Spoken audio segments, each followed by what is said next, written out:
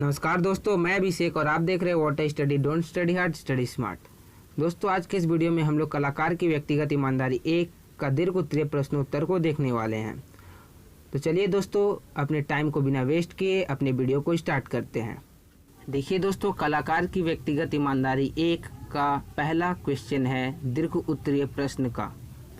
मुक्ति बोध की डायरी कलाकार की व्यक्तिगत ईमानदारी एक का सारांश अपने शब्दों में लिखे, अथवा कलाकार की व्यक्तिगत ईमानदारी एक की समीक्षा करें, अथवा कलाकार की व्यक्तिगत ईमानदारी एक का उद्देश्य अपने शब्दों में लिखे, अथवा डायरी विधा के रूप में कलाकार की व्यक्तिगत ईमानदारी एक की समीक्षा करें, अथवा कलाकार की व्यक्तिगत ईमानदारी एक में व्यक्त लेखक के विचारों को अपने शब्दों में लिखे, अथवा कलाकार की व्यक्तिगत ईमानदारी एक में निहित संदेश को संक्षेप में लिखे, अथवा कलाकार की व्यक्तिगत ईमानदारी एक पाठ के आधार पर लेखक के व्यक्तिगत ईमानदारी संबंधी विचार को लिखे, अथवा डायरी शिल्प के आधार पर कलाकार की व्यक्तिगत ईमानदारी एक की विवेचना अपने शब्दों में कीजिए। देखिए दोस्तों, यहाँ पर पहला क्वेश्चन जो है आपका दीर्घ उत्तरीय प्रश्न का, उसके लिए मैंने आपको 8 क्वेश्चन लिखा दिया है। इन सभी 8 क्वेश्चनों का जो आंसर है उसके लिए आपको घबराना नहीं है। इन सभी 8 क्वेश्चनों का आंसर सिर्फ आपको एक ही याद करना है। अगर एग्ज़ाम में आपका कोई भी इन 8 प्रश्न में से अगर आता है तो आपका जो आंसर लिखना है, वो जो मैं अभी आंसर आपको दूंगा वही आपको आंसर लिखना है। और अगर इसके अलावा भी अगर आपका दीर्घ उत्तरीय प्रश्न में कोई और क्वेश्चन आ जाता है कलाकार की व्यक्तिगत ईमानदारी एक से, तो जो भी मैं प्रश्न का उत्तर देने वाला हूँ बिल्कुल वही आपको लिखना है। आपको घबराने की बात नहीं है। जैसा कि दोस्तों मैंने पिछले चैप्टर कुटेज के लॉन्ग टाइप क्वेश्चन और आंसर को देते समय भी मैंने आपको बताया था कि अगर आपका कोई भी क्वेश्चन लॉन्ग टाइप में रहेगा तो जो भी मैं आपको आंसर दे रहा हूं बिल्कुल वही आंसर को लिखना है। बिल्कुल इसी तरह मैं आपको कलाकार की व्यक्तिगत ईमानदारी एक में भी बता रहा हूं। तो चलिए दोस्तों, अब अपने आंसर को देखते हैं। देखिए दोस्तों, इसका उत्तर है कलाकार की व्यक्तिगत ईमानदारी एक मुक्ति बोध की डायरी है जो वसुधा पत्रिका में छपी थी। जैसा कि नाम से ही पता चलता है कि इसमें कलाकार या रचनाकार की व्यक्तिगत ईमानदारी को विषय बनाया गया है। डायरी की सबसे बड़ी विशेषता यह होती है कि इसमें विस्तार की कोई गुंजाइश नहीं होती है। रचनाकार अपनी बात सीधे कह डालता है, यही कलाकार की व्यक्तिगत ईमानदारी होती है। अगर इस दृष्टि से देखें तो यह डायरी अपने आप में डायरी की सारी खूबियों को समेटे हुए है। लेखक अपनी डायरी पढ़कर यशराज को सुनाते हैं जो बीएससी, बीटेक, एलएलबी की डिग्री के बावजूद बेरोजगार हैं। डायरी सुनना खत्म करते ही यशराज की प्रतिक्रिया होती है, यह डायरी एकदम फ्रॉड है। उसने लेखक की डायरी को फ्रॉड इसलिए कहा क्योंकि उसकी राय में किसी भाव या विचार को उसी स्वरूप में प्रस्तुत करना नाकाफी है जैसा कलाकार या रचनाकार महसूस करते हैं। ये इस क्वेश्चन का पहला जो 2 पैराग्राफ है वो खत्म हो गया। अब चलिए बाकी बचे आंसर को हम लोग नेक्स्ट स्लाइड में देखते हैं। देखिए आगे लिखा हुआ है, अपने तर्क की पुष्टि के लिए यशराज नई कविता का उदाहरण देता है। उसका कहना है कि जिस प्रकार नई कविता की बुनियाद गलत होने का असर काव्य शिल्प पर पड़ा, उसी प्रकार ज्ञान एवं बोध वही सही है जो लोगों के ज्ञान एवं बोध से मेल खाए, क्योंकि काव्य एक सांस्कृतिक संस्था है, व्यक्तिगत कमरा नहीं कि उसे अपनी मनमर्जी से सजाया जाए। अगर किसी वस्तु के प्रति कलाकार का आकलन विश्व दृष्टि से मेल नहीं खाता तो यह तो सही नहीं है। यशराज का यह अंतिम निष्कर्ष था कि इस आधार पर जिसे तुम नई कविता कहते हो उसमें भी फ्रॉड की कमी नहीं है। इसके बाद पैराग्राफ चेंज होगा। ये इस क्वेश्चन के आंसर का आखिरी पैराग्राफ है। अपनी सारी खूबियों एवं कमियों के बावजूद कलाकार की व्यक्तिगत ईमानदारी एक अच्छे डायरी का उदाहरण है। डायरी लेखन के आवश्यक गुणों में से अनेक गुण जैसे नए व्यक्तियों, संस्थानों, स्थानों, घटनाओं, विचारों तथा प्रतिक्रियाओं को निष्कपट शैली में लिखना आदि इसमें मौजूद है। शीर्षक के अनुरूप ही मुक्ति बोध ने अपनी व्यक्तिगत ईमानदारी को दिखलाते हुए संदेश भी देना चाहा है कि डायरी लेखन एक उत्कृष्ट कोटि की साहित्यिक कला है तथा इसमें किसी प्रकार का बनावटीपन या कल्पनाशीलता नहीं होनी चाहिए।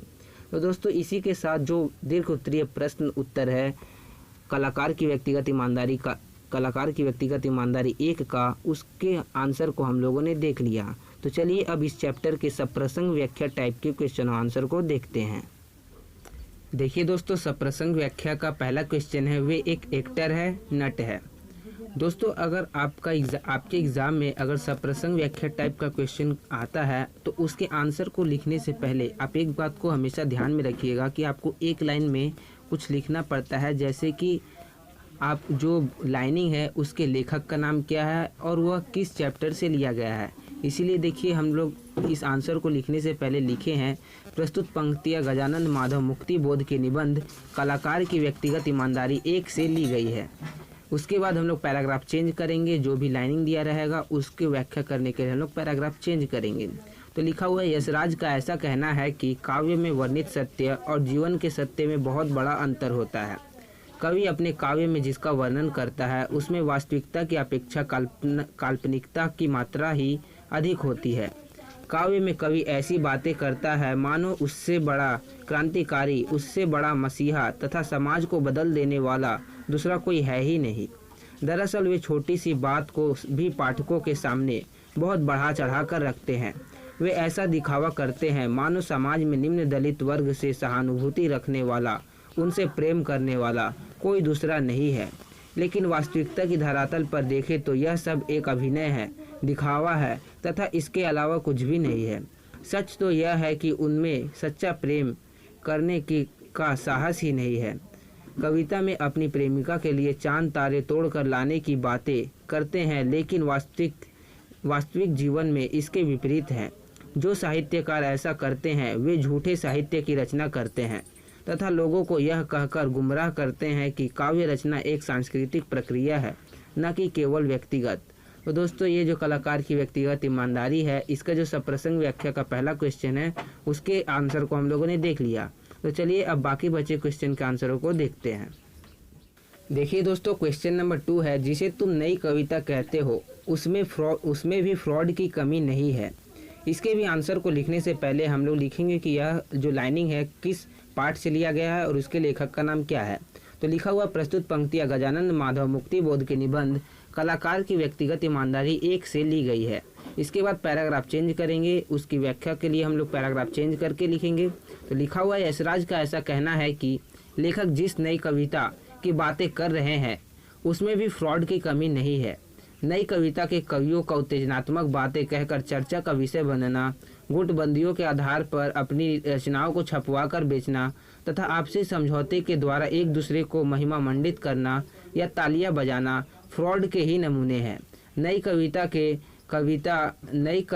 कविता में व्यक्तिगत ईमानदारी नाम की कोई चीज़ नहीं झलकती।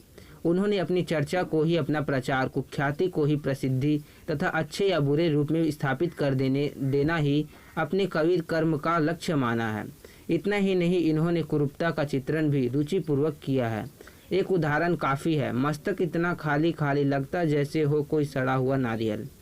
तो दोस्तों, इसी के साथ हम लोगों का जो कलाकार की व्यक्तिगत ईमानदारी का जो भी लॉन्ग टाइप का क्वेश्चन और आंसर है और सप्रसंग व्याख्या टाइप का क्वेश्चन आंसर है वो मैंने दे दिया।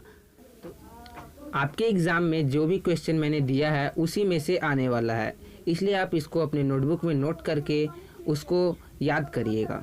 तो दोस्तों, मुझे उम्मीद है कि आप लोग मेरे द्वारा दिए गए क्वेश्चन आंसर को नोट्स बनाकर उसको लर्न कर रहे होंगे। अगर नहीं कर रहे होंगे तो उससे आपको कोई भी फ़ायदा नहीं होने वाला है, क्योंकि जब तक आप मेरे द्वारा क्वेश्चन आंसर दिए हुए क्वेश्चन आंसर को अपने नोटबुक में नोट बनाकर उसको लर्न नहीं करते हैं तो आप एग्ज़ाम में बिल्कुल भी अच्छा मार्क्स नहीं ला सकते हैं। इसलिए मैं आपको यही सजेस्ट करूंगा कि मेरे द्वारा दिए गए क्वेश्चन आंसर को आप अपने नोटबुक में नोट करें और उसको लर्न करें। तो दोस्तों, आपने अगर मेरे वीडियो को अभी तक लाइक नहीं किया तो इस वीडियो को लाइक कर दे, अपने सभी दोस्तों में इस वीडियो को शेयर कर दे ताकि उनकी भी हेल्प हो सके। और अगर आप मेरे चैनल पर नए हैं तो मेरे चैनल को सब्सक्राइब कर दे और बेल आइकन को दबा दे ताकि मेरा नेक्स्ट वीडियो फ्यूचर में जब कभी अपलोड उसकी जानकारी आपको सबसे पहले मिल जाए। तो दोस्तों, आज के इस वीडियो में इतना ही। अब हम लोग नेक्स्ट वीडियो में मिलेंगे। बाय बाय, टेक केयर, जय हिंद, जय भारत।